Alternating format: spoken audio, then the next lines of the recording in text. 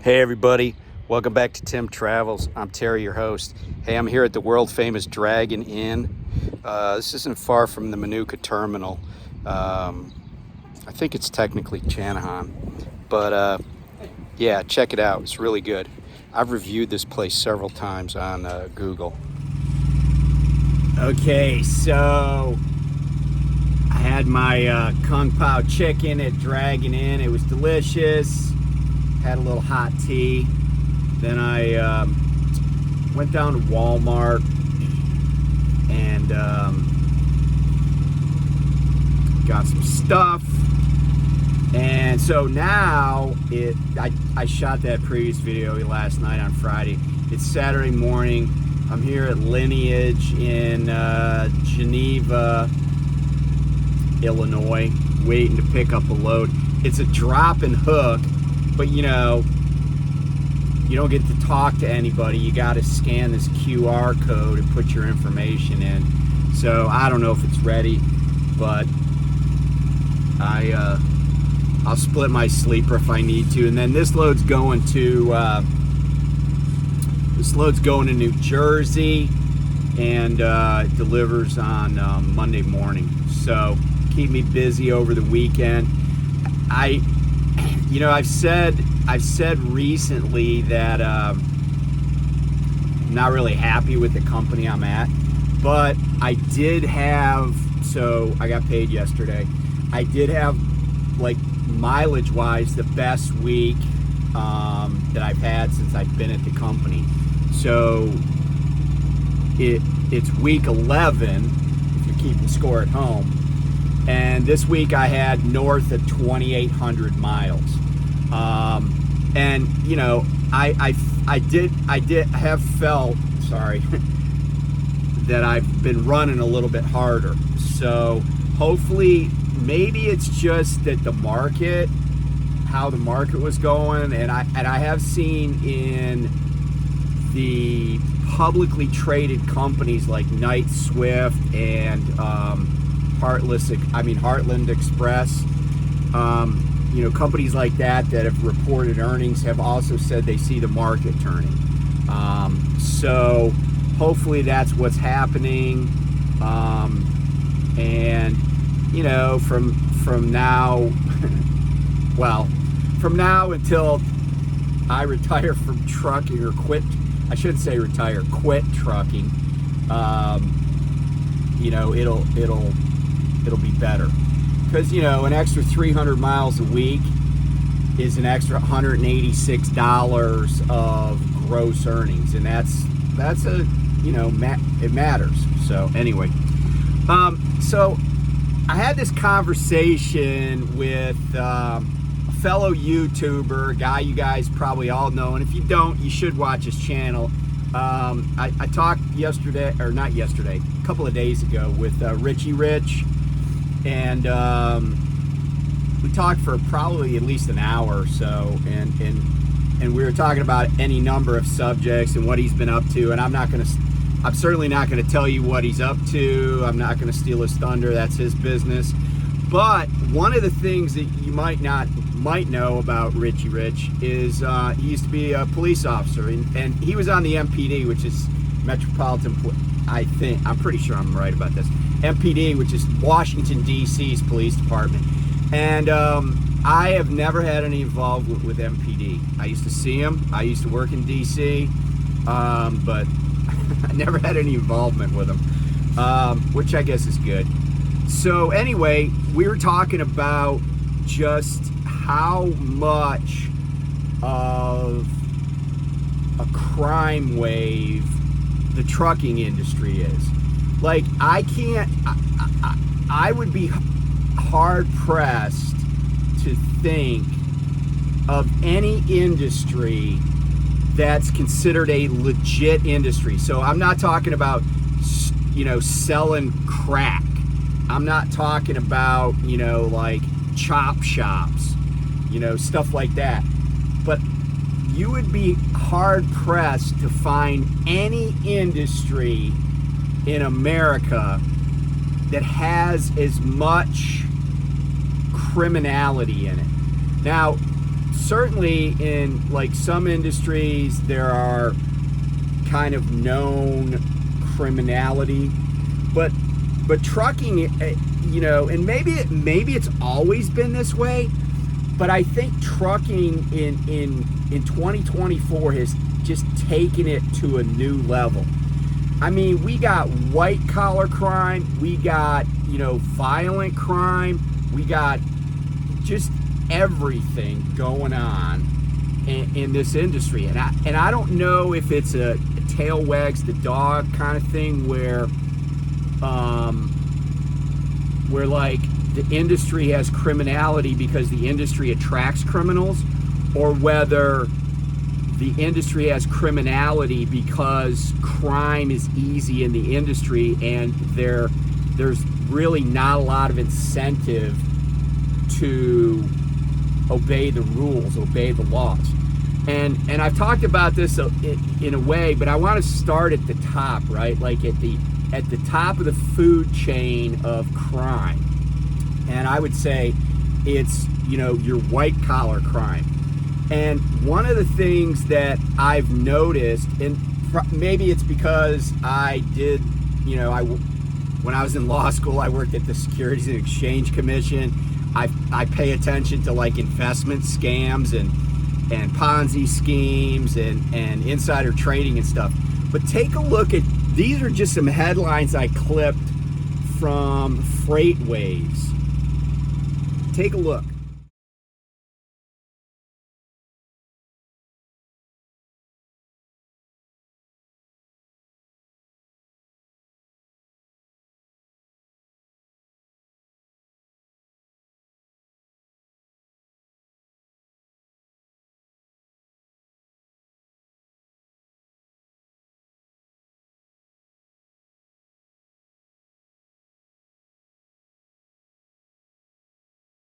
So this is like over a couple of years, but it's amazing to me how many Ponzi schemes are perpetrated by trucking company owners. And like these things are made out of whole cloth. I mean, it's crazy. And one of the things though that I talked about, so there's the Ponzi schemes, the investment schemes. But the other thing, another white collar crime that's going on, it involves, well, there's a couple. It involves brokers, right? But like, you know, cargo fraud, where companies they steal loads basically. Like they find out about a load on a load board, and then they go pick it up and claim that they're, you know, that they're the company that's been dispatched to do it. And that is very common. And, you know, and I feel like the brokerage industry, that whole group, and like 3PLs where they don't even pay attention to a lot of stuff, or small companies where they're just like, yeah, let's just get this out the door. You know, they're all part of the problem. You know, double brokering can't exist unless there's brokers to begin with. And I'm not saying that system is inherently criminal, but it's kind of interesting that the people, like drivers, don't have a good view of brokers, even legit brokers. And a lot of customers don't either, because a lot of customers know that, you know, brokers will send the lowest bidder, and brokers cheat trucking companies all the time. They cheat drivers all the time, and if they're doing it on that side of the ledger, they're cheating customers too, you know, and even their best customers, and so it, you know, like the third-party intermediary, right, the association, or the Trucking Intermediary Association, the TIA, is like, oh, this fraud is terrible. We don't know what we can do about it. It's hard to stop. There's all these insurance claims. But it's like, you guys created a system that's easily exploited. And, you know, unless you want to do something about it, then and I think that it's not unlikely that these larger brokers, think, like TQL and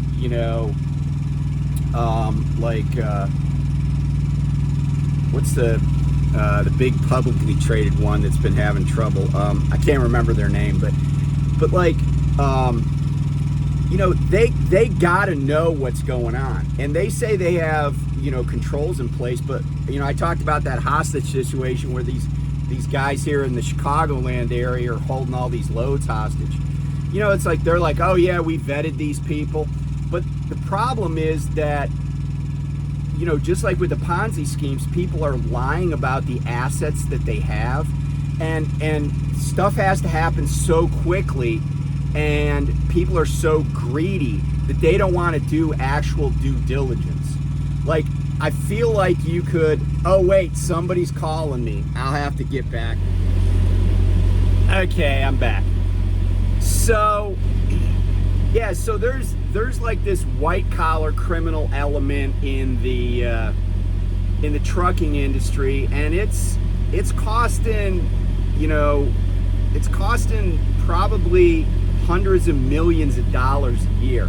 Now, I'll say this with a Ponzi scheme, some of these guys are raking in enormous amounts of money from people that must be just gullible.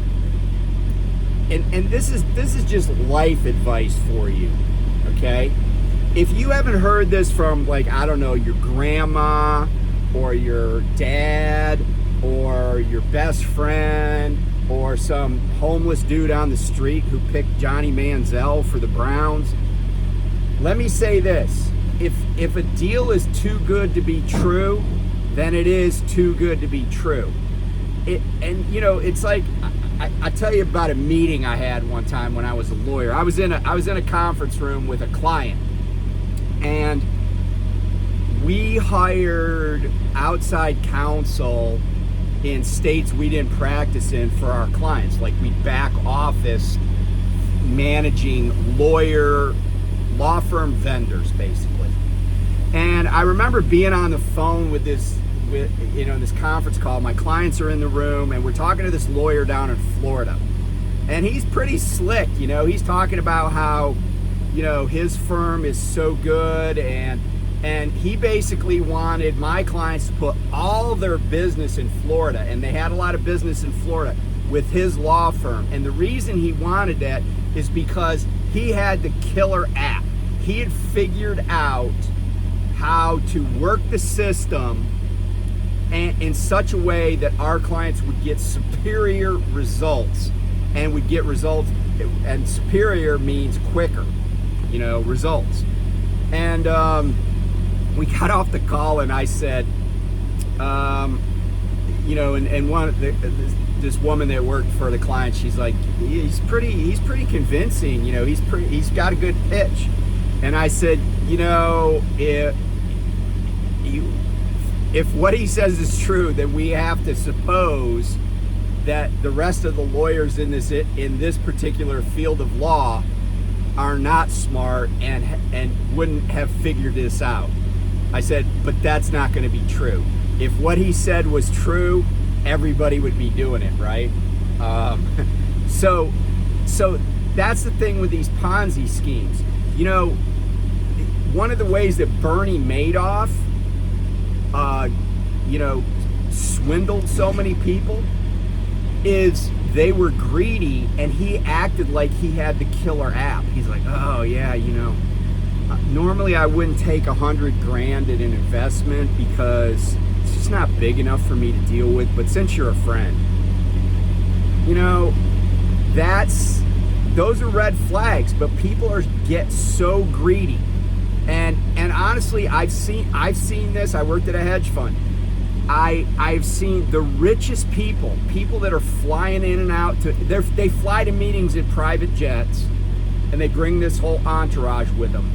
They are the greediest, and they're also the easiest sometimes for people to swindle, because they just want to make this next score, but they want to do it legally. but that's why they fall victim to these schemes.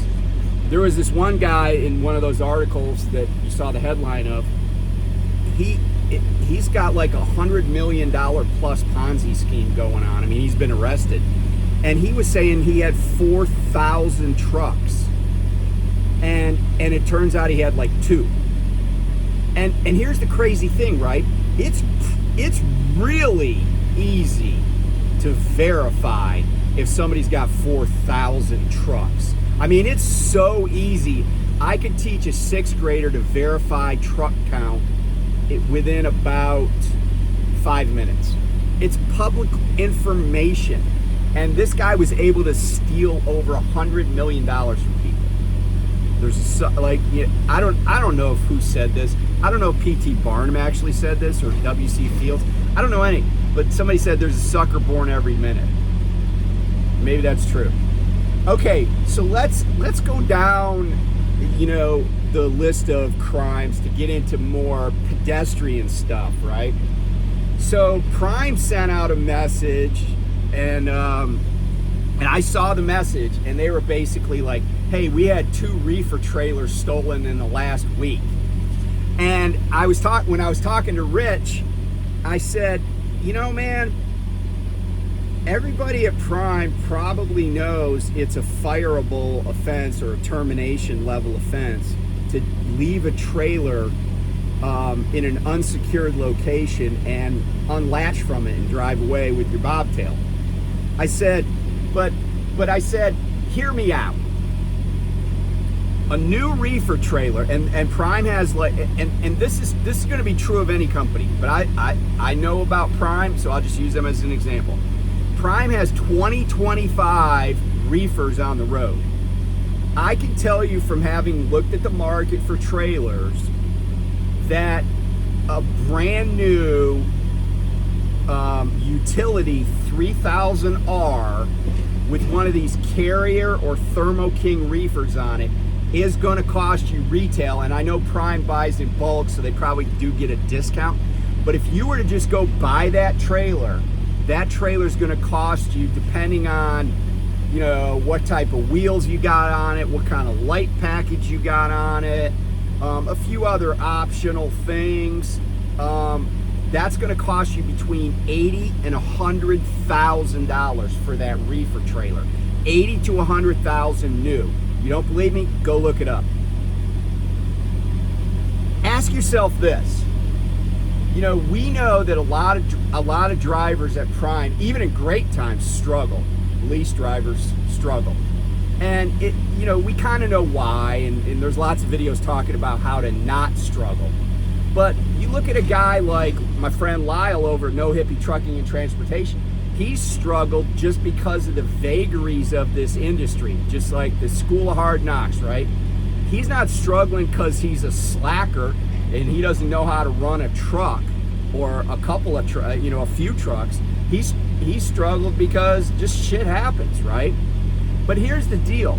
Imagine somebody that was the senior fry cook at Hardee's 8 months ago, and now they're leasing a truck, and every single week they think they're working really hard, and maybe they are, and they're still bringing home, which is before taxes, right? Because they're 1099. They're bringing home $802, and they drove. They worked 7 days, $802, and the truck cost them, $4,000. How long does it take for somebody who's really not super committed to this industry, who really isn't concerned about their reputation? And I'm not saying anybody is doing this, but my question is, if somebody came to a driver who's been struggling and said, hey, the next time you're in Dallas, give me a shout out, because I know some people that would be interested in if you dropped a trailer at a truck stop and went to get some Whataburger for 20 minutes, they'd be interested to know that. And if if you did that, you know, there might be like $5,000 in it for you. And you know, if you think what I'm saying is far-fetched, you probably you haven't been around enough people and have a good enough imagination about how money's made criminally. And you know, when I mentioned this to Richie, he was like, oh yeah, man. I mean, because think about it. If all it would take, you don't even have to know who the person is that's actually going to steal the trailer. These guys are pros. They know where the tracking devices are, and they know the value of these things. You know, just a reefer trailer sitting still is a valuable asset. A lot of people don't realize that some of these bigger companies, you know, and I'm not saying every company's doing it, but a lot of companies have a dwell charge for their trailers. So like, if they have a drop and hook and you haven't gotten that trailer unloaded and it's available to go somewhere within 24 hours, they charge you by the day for that. The trucking company charges you by the day. So a reefer trailer is worth even more, because a lot of these companies, they don't have enough storage in their facility for all the stuff that they've ordered or all the stuff that's being sent to them. But they don't want to tell, you know, especially if they're an outfit like Lineage, they don't want to tell, and I'm not saying Lineage does this because they're huge, but, and they just set up a REIT and took that REIT public this past week.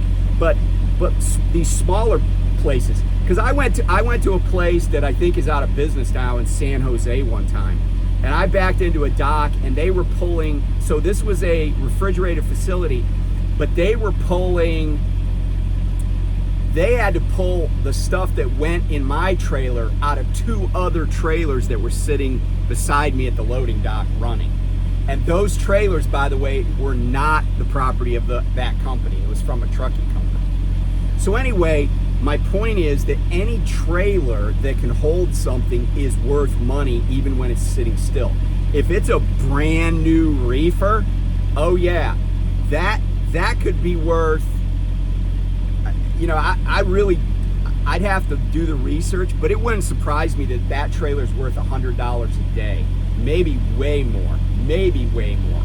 Because, you know, if you have a whole load of ice cream, what's that load worth, right? $50,000 or something? I don't know. But I know that keeping it cold is a big deal. And that's if that trailer's not even going down the road. But, you know, think about it. All you got to do is play dumb. Say, oh, I needed to go do this. I needed to go to urgent care, right? Even make up something. You'd be like, hey, I had to go to urgent care because I hurt myself.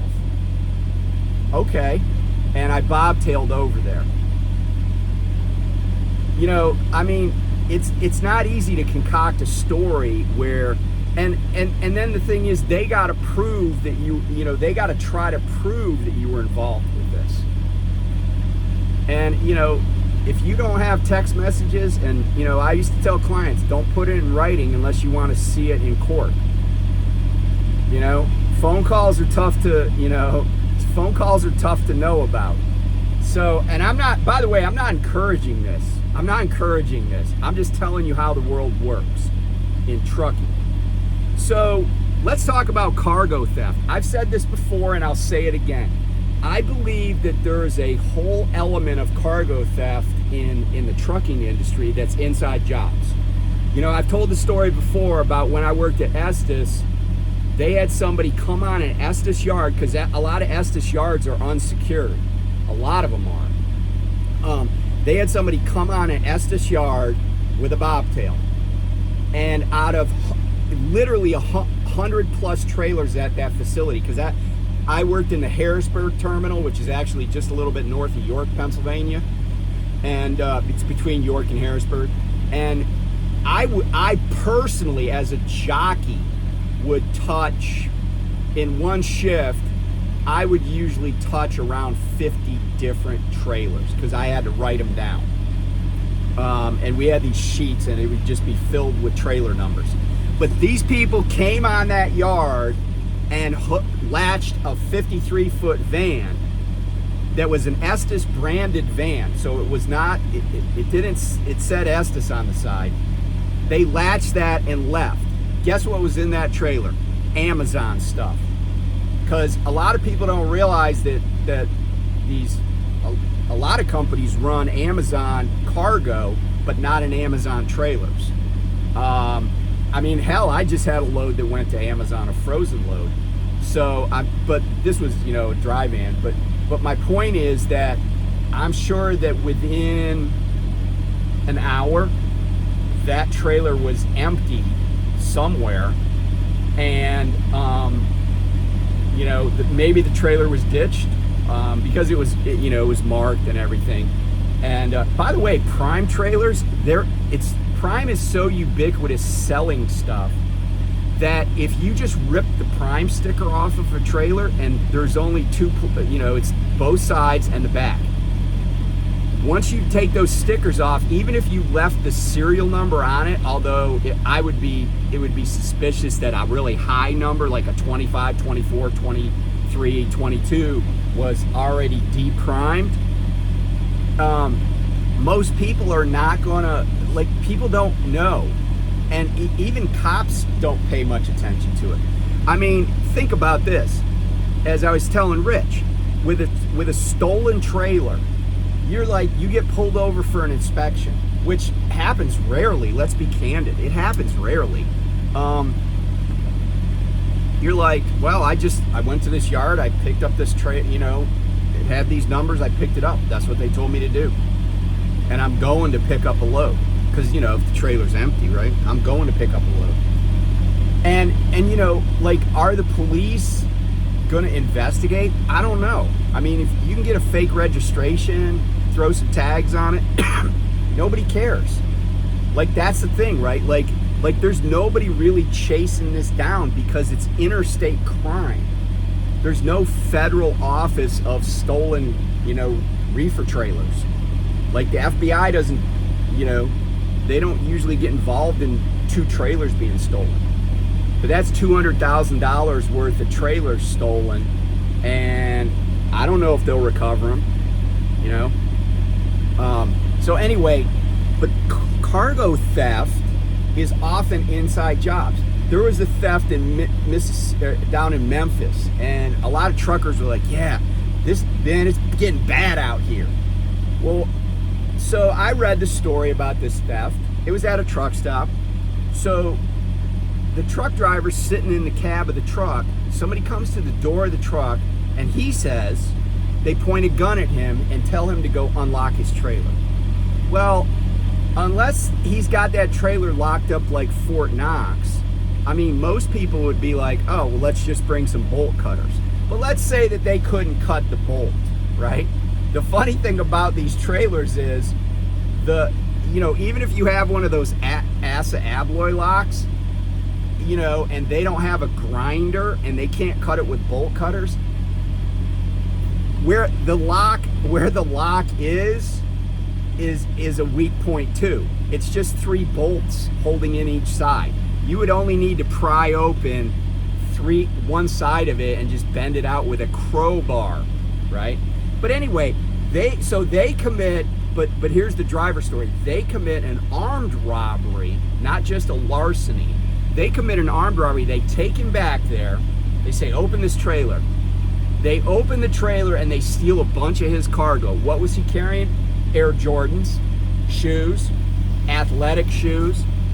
Now, of all the truck drivers at that truck stop in Memphis, how did they know? I mean, because here's the beauty of Air Jordans. Air Jordans are super pilferable and super saleable. I could have a trunk of Air Jordans, and if I wanted to sell them for $50 a pair, I could get rid of 100 pairs of those shoes in probably 2 hours in certain neighborhoods. In a lot of neighborhoods. I mean, and I'm not any place that could happen, right? And so you got to ask yourself, right, what's the odds? What are the odds that happened the way the driver said? And the answer is, I think they're pretty low. And there's got to be inside information. Now, did the driver provide the inside information? Maybe not. It's just like at Estes. There was no driver that provided that information. It was somebody that worked on the loading dock. It was somebody that worked at the company. It could have been a supervisor on the loading dock, because they would have access to all that information. Like a lot of times when I was, moving cargo when I worked on the dock, I really wasn't paying attention. I didn't read what I was moving. I matched a bill to a sticker on a pallet, and I put that in a truck that I was supposed to, or I took it out of a truck. I took it out of a trailer, put it in a different trailer, because there were hundreds of doors at that facility. But a lot of this cargo theft is inside jobs now, and people are getting compensated for it. Now, when you see people breaking into intermodal containers on a train that's stopped in some impoverished neighborhood in Los Angeles, that's not an inside job. That's just people with bolt cutters. Right, and they're just guessing that there might be something valuable in that box that says Amazon on it. Right, they're like, Amazon, yeah, let's bust into that. There might be something we want or something we can sell. Another thing that is lower budget crime is smuggling drugs and smuggling human beings. And I actually think it would be pretty easy to smuggle drugs in a truck, but I think that the people that are doing it don't really think about how to do it properly. And it's not my job to tell you how to smuggle drugs. I'm just saying that I never once have had any cop asked to, any like state trooper, DOT guy, no one's ever asked to get inside my truck. I had a trooper in Maryland that climbed up on the steps, like I had my door open. She wanted to see my logs. She climbed up on the steps and I told her to get down. I said, get down so you don't fall. I didn't know if she was gonna fall, but I told her to get down and she did. And then I handed the Qualcomm, because it has that long ass ridiculous cord on it, I handed the Qualcomm to her. And But here's the thing, she didn't have a dog anyway. It's not, I could have been smuggling something. I don't know that she would have found it. Maybe smugglers look nervous or something. Most of the time when police officers interact with me, I'm not that happy about it, and they know that I'm not that happy. I did have a trooper in Indiana one time. He was super nice, and so I was less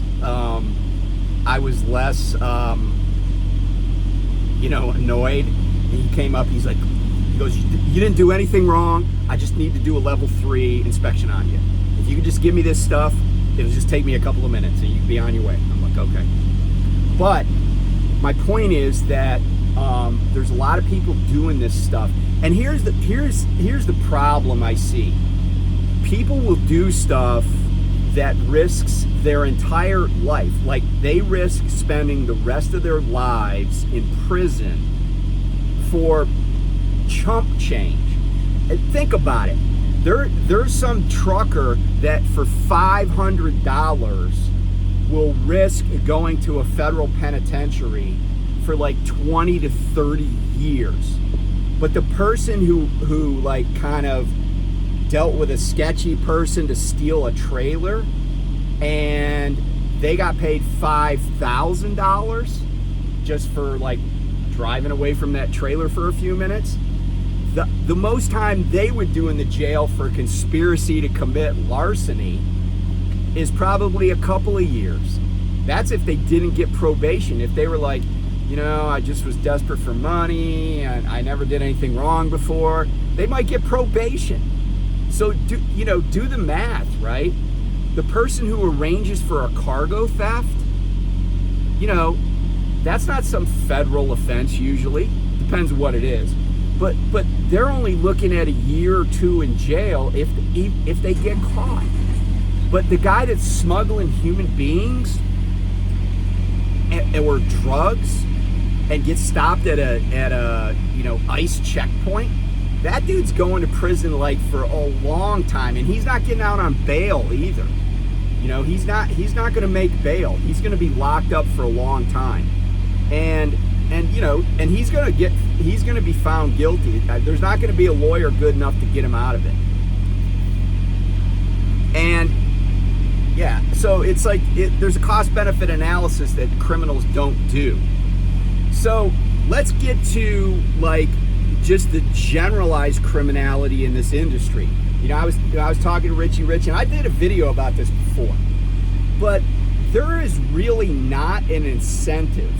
In other words, there's really not enough punishment to deter people from just driving a truck, putting fake numbers on the side, and driving a truck and hauling loads.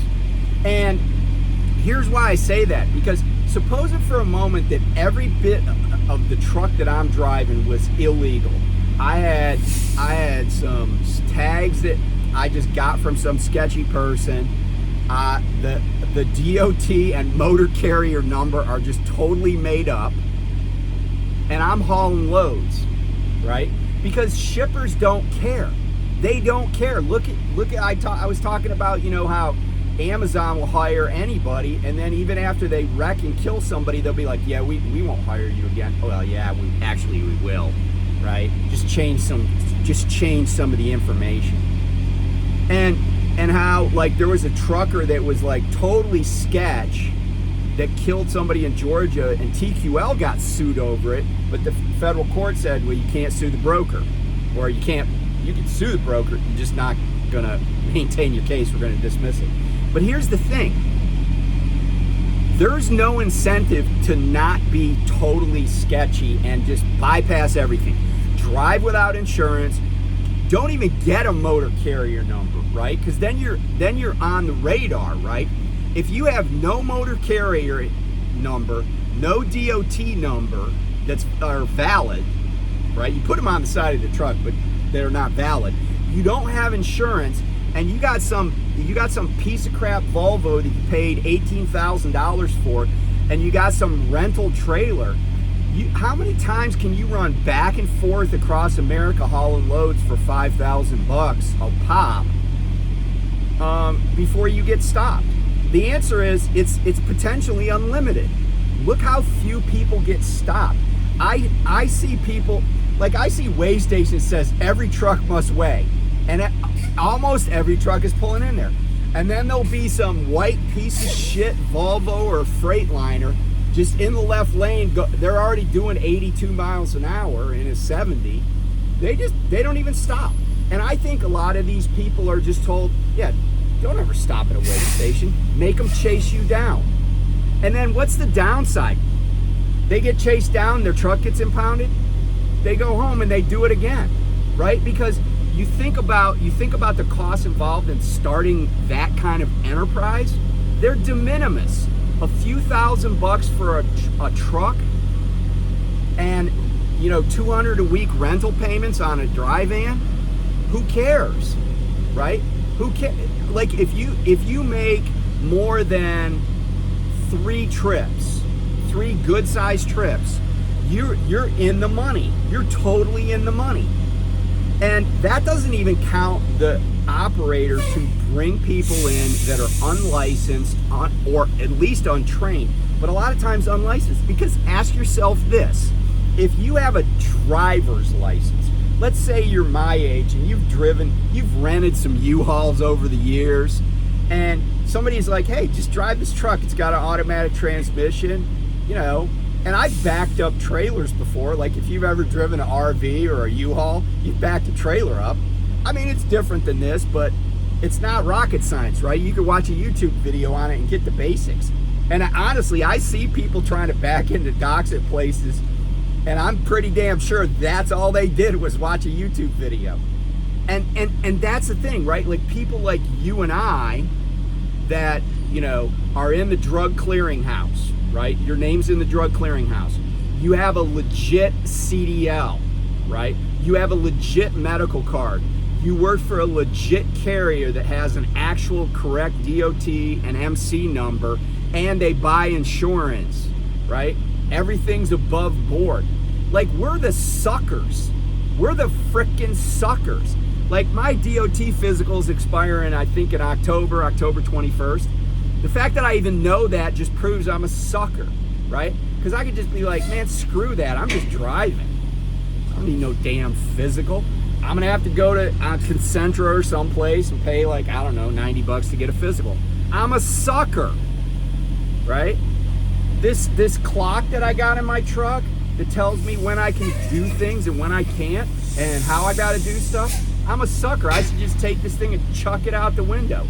Because if I'm just pulling it, if I'm just raking in money all the time and I'm just running, man, I got a bald tires, I don't give a shit. I'm just running.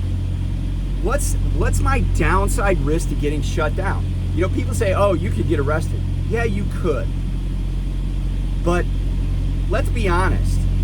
You know, they might lock you up, take your fingerprints, and, you know, and then you just go on your merry way, right?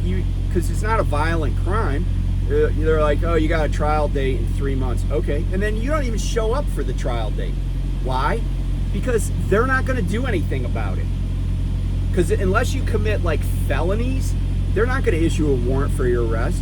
I was telling Richie, I read an article about a dude that's had 10 DUIs. He's not a truck driver. He's just a rich dude with good lawyers. He's had 10 DUIs. He lives in Indiana. But 4 of them have been out of state, and he never even went to court for those. He just ignored those summonses. He was like, oh yeah, I was driving drunk down in Austin. Yeah, I just went home. I was driving drunk in Oregon. I just went home. And they checked with these police agencies, and they're like, yeah, what's up with this guy? And they're like, yeah, it's not a felony. We're not going to issue a warrant for his arrest. If he gets stopped in our state, we'll take him into custody. So what's he do? He just avoids Texas, which is, I mean, I think that's a good idea anyway.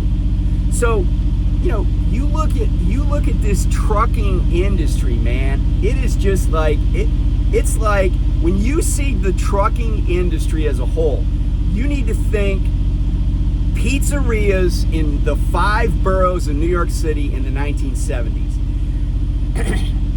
Some of them were legit, but a lot of them were fronts for the mob. And that's what trucking is. And the reason that all of this can happen is because people say, oh, there's government's up in my business too much.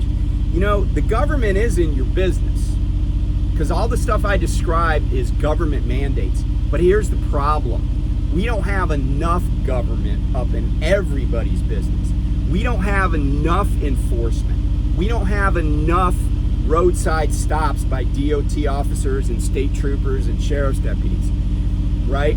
They're looking for drugs and stuff. They're looking for stuff so they can show a picture with their agency's logo and, you know, some plastic bags that they claim are drugs. We don't know. And a stack of cash that could have come from any bank and some guns that supposedly were owned by criminals. I mean, it's kind of like, I mean, I just think that's bull anyway. Like, it's like, yeah, that was your job. Why are you bragging about it? But anyway, it's like, that's what they're looking for. If I'm driving down the road at the speed limit, minding my business, they're not that interested in me. Not at all. And they're not, nobody, like when I go by, they're not checking my DOT number. They're not like putting it in their computer. They're looking for some drug pusher. They're looking for some drug trafficker or somebody else that's driving 100. Like you see these news articles, Ohio State Police pulled over somebody going 117 on I-70. Who cares, right? Who cares? It happens every day. On the way, I drove from Joliet over here to Geneva. On 355, which is a toll road here in Chicago, I had one guy go by me at 118 miles an hour in an Audi because he cut in front of me, so I saw his speed. And another dude passed me in an Infiniti, but he didn't cut in front of me, but I'm pretty sure he was going faster than that earlier. I'm pretty sure he was 120, 125. But yeah, like they don't care about some truck just driving down the road. And then if you play stupid, they're just like, oh, here's some tickets, you got to come to court. And what if you don't come to court? What are they going to do about it? Nothing. They're not going to do anything. You just keep driving your piece of crap $14,000 truck with your rental trailer, and you just avoid states you got tickets in. Easy. And until the federal government and state governments smarten up and realize that this industry is no different than the pizzerias in New York City back in the day, it's just going to be harder and harder for people like you and I, who are doing things above board, by the book, to make a living. Like, we could be making a lot more money if the government would crack down on the criminality in this industry. But I don't think it's going to happen. And so we're just the legit pizzeria owner who's not laundering money, who's, not stealing from people, and who's paying taxes. And let me talk about one other last bit of criminality before I go, because I don't want to forget this. Wage theft. Wage theft is what is done by companies, legit and otherwise, to employees, and it happens in every industry, but it certainly happens in the trucking industry. And it costs workers billions and billions of dollars a year. And that's part of the business model in a lot of cases, is cheating employees. So look out for that, try to protect yourself, but just know that if you're in the trucking industry, you are in a business that is filthy with criminals. And there's criminals parked beside you at truck stops.